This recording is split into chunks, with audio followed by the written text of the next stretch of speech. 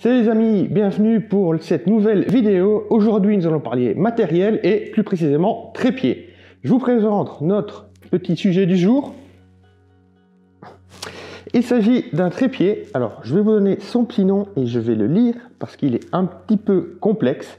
Il s'agit, attendez que je retrouve ça, du KNF Concept TM2515T1. Pour être totalement transparent, vous trouverez en dessous de cette vidéo un lien. C'est un trépied qui m'a été envoyé par cette société. Je n'ai aucun lien avec eux, même si le lien du dessous vous permet d'avoir un prix spécial. Il s'agit donc d'une revue totalement honnête et sans que j'ai été payé pour la faire. Donc, pour en venir à notre sujet du jour, je vous présente donc notre petit trépied qui est un trépied que l'on peut qualifier de voyage vu son format. Une fois que ce trépied est déplié, il monte jusqu'à 1,76 m. Ça paraît étonnant quand on le voit comme ça au départ. Je vous montre tout de suite comment on y arrive. Vous remontez les deux pieds vers le haut. Vous avez la base, ce qui fait déjà un petit trépied assez sympa. Et les pieds sont composés de 5 brins. Vous les dévissez tout simplement et vous les revissez et les resserrez pour arriver à une première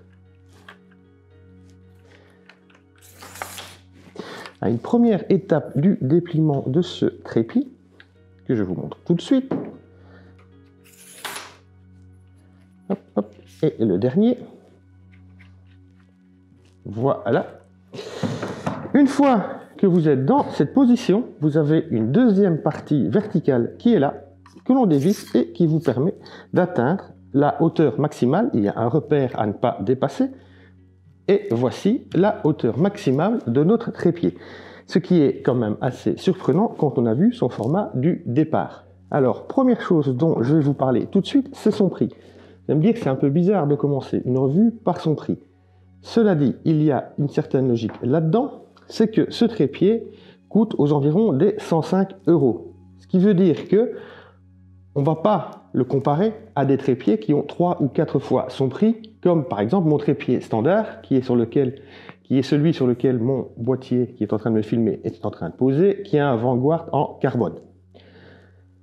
Donc, on va bien toujours retenir à l'idée qu'on parle d'un matériel qui va vous coûter un bon 100 €. Comme vous le voyez, au niveau de la taille, je viens de vous la dire, c'est 1,76 m. Au niveau du poids, on est à 1,6 kg. Ce qui est très léger pour un trépied. Il est fait en aluminium. Il a deux particularités. La première, c'est que un de ses pieds devient un monopode. Vous le dévissez et vous avez un monopode, comme vous voyez, qui est d'une hauteur assez sympathique, qui vous permet de vous dévisser la tête, vous la remettez sur le monopode et ça vous fait un point d'appui si vous avez besoin d'un monopode. Ça peut éventuellement également servir de bâton de marche. Et ça me fait en tout cas vous parler d'un des petits défauts que j'ai trouvé à ce trépied, c'est-à-dire que, vous voyez, ça se visse. Donc je vais le revisser. Voilà, là il est revissé.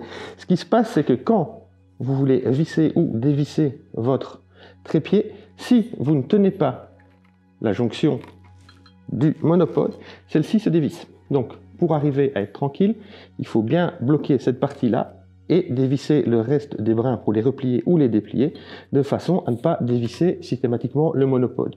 Un petit arrêt ici, ça aurait pas été du luxe.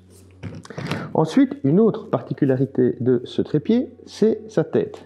Comme vous voyez, là, elle est en position verticale, mais il y a moyennant une petite manipulation, hop, ici, il y a donc moyen de, hop, vous voyez, l'inverser. Pas l'inverser, la mettre à l'horizontale, vous la resserrez, et vous avez de nouveau une plateforme qui peut être assez sympa, dans le sens où là, ça vous permet, si vous le désirez, de déporter votre boîtier.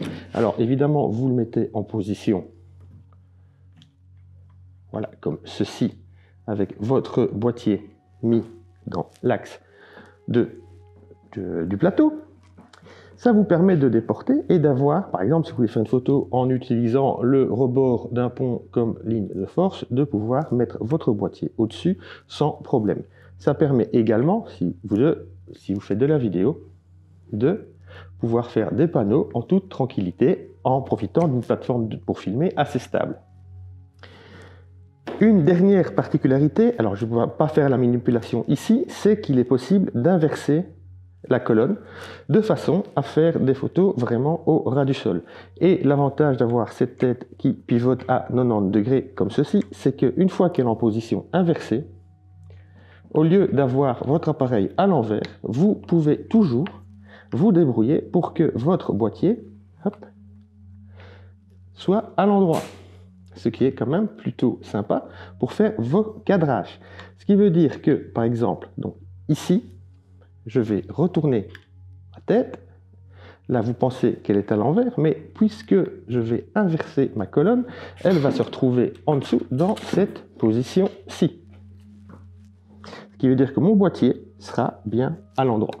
Alors, c'est un petit truc qui est assez sympa, et pour les compositions, c'est toujours mieux que de devoir réfléchir à l'envers.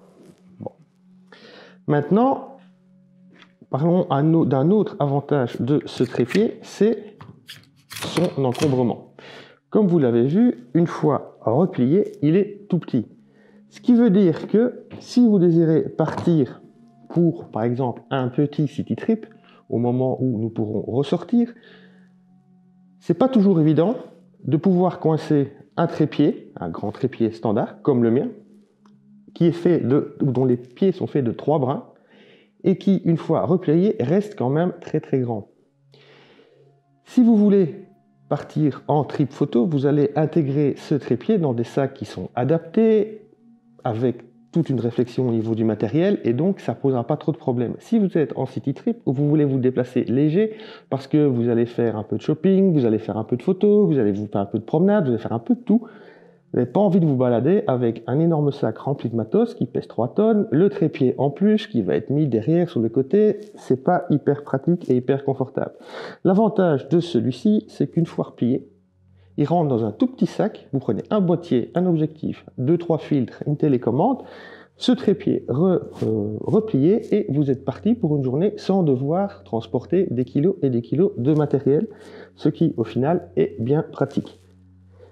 Maintenant, est-ce que je prendrais ça, par exemple, en trip photo pour remplacer totalement mon trépied? Non, je garderai mon trépied, il est plus robuste, il est plus stable. En cas de grosses intempéries, je pense qu'il est plus stable. Malheureusement, vu la période de Corona qu'on traverse actuelle, j'ai pas pu le tester dans des environnements, on va dire, entre guillemets, hostiles. C'est-à-dire que j'ai pas pu partir en Islande ou en Norvège. Mais si je devais partir dans ces pays-là, pour un trip purement photo, je prendrais évidemment mon gros trépied. Si maintenant, je pars pour quelques jours dans un city trip, alors je sais pas moi, Venise, Florence, Rome, Berlin, je vais opter pour celui-ci. Il est suffisamment stable en ville pour ne pas avoir de gros problèmes. Si vraiment on a des conditions très compliquées, peut-être qu'on trouvera certaines limites, mais dans tous les cas, ce n'est pas les conditions qu'on risque de rencontrer le plus souvent dans un city trip. Et ça me permettra de voyager beaucoup plus léger et ce sera beaucoup plus confortable. Donc ça, pour moi, c'est un gros avantage. Un autre avantage qui est très pratique, et là je parle encore pour moi, c'est-à-dire que quand, de nouveau, on pourra ressortir faire des photos tout à fait normales, je vais refaire des portraits plus souvent en extérieur et j'aurai besoin de filmer ces séances. Pour filmer ces séances, d'habitude, je prends 2 trépieds qui sont tous les deux assez importants. Donc ici, à la place d'avoir mon gros trépied carbone, je vais pouvoir prendre celui-ci qui est replié dans mon sac avec tout le matériel que je dois déplacer, va me simplifier la vie et me faire gagner de poids et de la taille au niveau de mon matériel, ce qui est toujours très sympa. Donc ça, pour moi, c'est aussi un avantage. Une autre chose dont je ne peux pas juger, c'est la longévité. Alors les pieds sont faits en aluminium, tout a l'air bien, la qualité de construction est très bonne, il n'y a pas grand chose à dire à ce niveau-là. Mais bon, ce trépied, je l'ai que depuis 1 ou 2 mois, quelque chose comme ça. je n'ai pas assez de recul pour vous parler de sa longévité. Mais à première vue, je ne vois pas ce qui peut poser comme gros problème si on prend évidemment le soin de le nettoyer correctement dès qu'on rentre d'une sortie, par exemple à la mer où vous allez avoir du sel, ce genre de choses, où là, évidemment, un petit nettoyage à l'eau claire peut toujours être utile. On a fait maintenant, je pense, le tour de ce petit trépied. Personnellement, ça va devenir, comme je vous le disais, mon nouveau compagnon de voyage pour tout ce qui est city trip. À vous de vous faire une idée avec cette petite revue complète.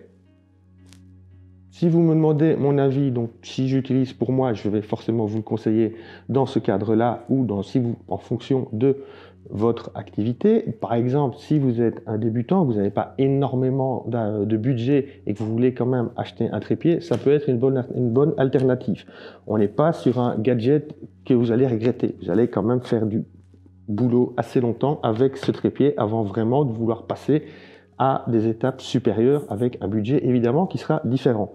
Donc pour moi, c'est, comme on dit, l'essayer, c'est l'adopter. À vous de vous faire votre idée. On est maintenant arrivé au bout de cette vidéo. Je vous rappelle que vous avez un lien pour avoir, si je ne dis pas de bêtises, c'est 10% et le lien est valable jusqu'au mois de mars 2021. Si cette vidéo vous a été utile, n'hésitez pas, abonnez-vous, un petit like, ça fait toujours plaisir. D'ici à la prochaine fois, prenez soin de vous. On se voit bientôt pour une nouvelle vidéo. Ciao!